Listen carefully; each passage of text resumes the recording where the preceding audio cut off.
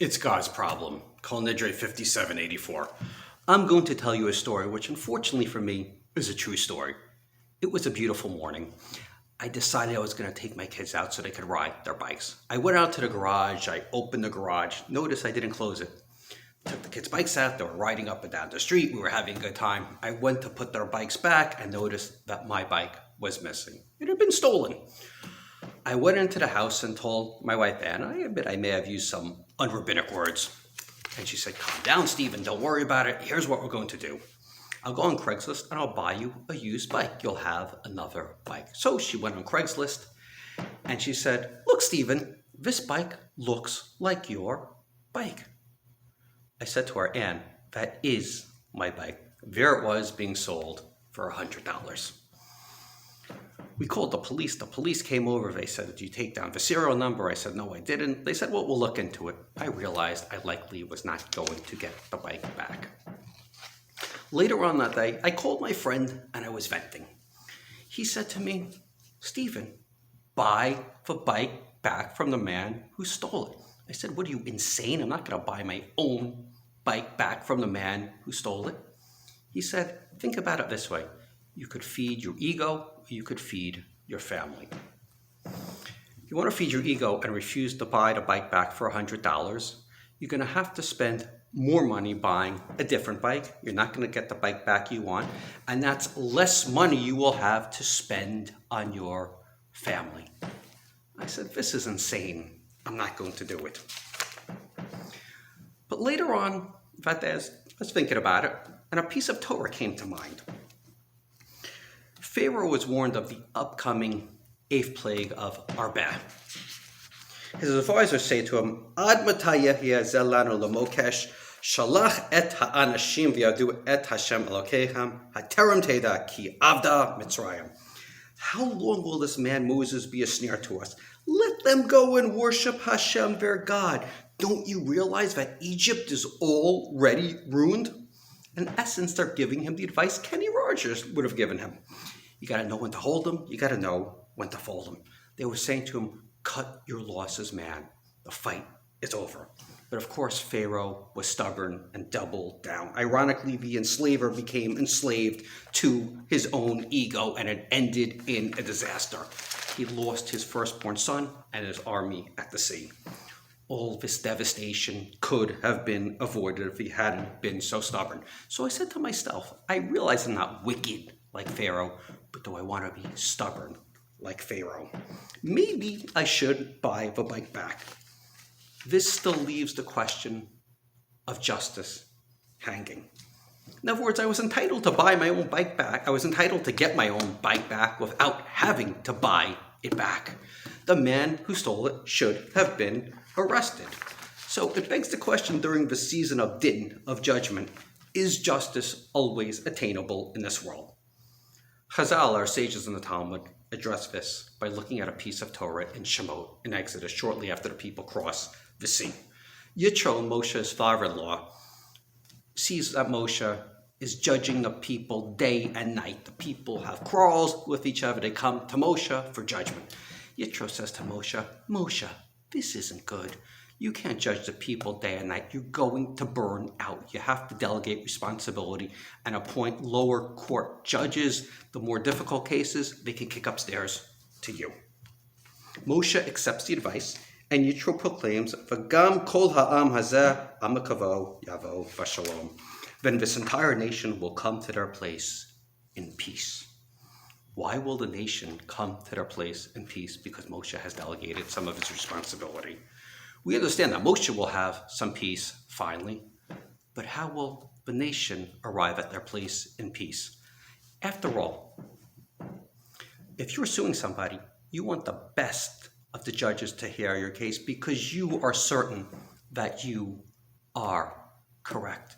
Most people would not have their cases heard by Moshe. They'd have to settle for having the lower court judges hear their case. The Netziv explains what's going on here is pashara, compromise, is being encouraged. Moshe was so sharp that he'd immediately realize this one's right, this one's wrong, and issue a ruling in favor of the person who was right. You'd have a winner and a loser, and the loser, of course, would be unhappy. the lower court judges weren't as sharp. They wouldn't immediately realize this one's right, this one's wrong, so they'd have to engage in mediation and compromise. No one was thrilled with the compromise, but people could walk away and say, okay, I could live with it. There's a sense of peace. In the Talmud, Rabbi Yehuda says that pashara, compromise, is better than having a decision issued in favor of one and against another. He quotes Zachariah to make his point. In a place where there is strict justice, there is no peace because you have a loser who walks away unhappy. And a place where there's peace, there's no justice because the person who was right, who should have had the decision issued in their favor, was forced to compromise. Reminds me of the situation in Ukraine. Justice required that the Ukrainians get back all territory. The reality is, in order to end the war, they may have to compromise and allow the Russians to save face. I'm not endorsing any particular strategy, but that is a likely outcome. We should also note that Jerusalem, and Judaism for that matter, was saved by pashara, by compromise. Yochanan ben Zakkai was the leading rabbi of the day as the Romans besieged Jerusalem. He realized the Jews were unworthy of salvation because of the sinat chinam, the baseless hatred. They were busy fighting each other even as the Romans besieged the city. He realized he'd have to prepare Judaism for a post-temple period. But in order to do so, he'd have to come to an accommodation with the Romans. He'd have to make peace with Rome. However, he also realized the Zealots who were fighting Rome never would have let him negotiate with the Romans. They would have considered it an act of treason and killed him. So according to the Talmud, he pretended to die. His students placed him in a coffin. The Zealots let the coffin be taken out to be buried in the fields. And instead, his students took him out to Vespasian, who was a Roman general. He popped out of the coffin and greeted Vespasian, the general, as emperor. Vespasian said, "You deserve to be put to death for referring to me as emperor. Yes, I'm the general, but I'm not the emperor." At that very moment, a messenger came in and informed Vespasian that he had been named the next emperor of Rome. Vespasian was very impressed with his rabbi who stood before him. He said, "I will grant you any 3 requests you want." One of Yochanan ben Zakkai's requests was to establish a yeshiva in the city of Yavna, outside of Jerusalem. There he sought to transform Jerusalem from a temple-centered religion to a synagogue-centered religion, being that he was certain that the temple would be destroyed, and of course, it was. However, Rabbi Akiva in the Talmud criticizes Yochanan ben Zakkai. He says, wait a minute, Vespasian said, "I'll grant you any 3 wishes you wanted. Why didn't you request that Jerusalem be spared?" And in fact, it seems to be Yochanan ben Zakkai may have had some harata, some regret about not making that request as well. According to the Talmud, when he was on his deathbed, he sees 2 roads, one taking him to Gehenna, the other to Shemayim, one to purgatory, one to heaven. Wasn't sure which way to go. And he finally sees Hezekiah, who was a king during the first temple period. He was the king who Jerusalem was saved while he was the king. The message is that indeed Yochanan ben Zakkai is being escorted to heaven by Hezekiah. He made the right choice by not following Rabbi Akiva's advice, by not going for broke and requesting that Jerusalem be spared, instead settling for his yeshiva in Yavna. And of course, he made the right decision. What would have happened if Yochanan ben Zakkai would have requested that Vespasian spare Jerusalem? You think Vespasian would have said, "Oh, sure, I'll just have my troops go home"? No, of course not. He may have even killed Yochanan ben Zakkai on the spot for having the audacity to make such a request.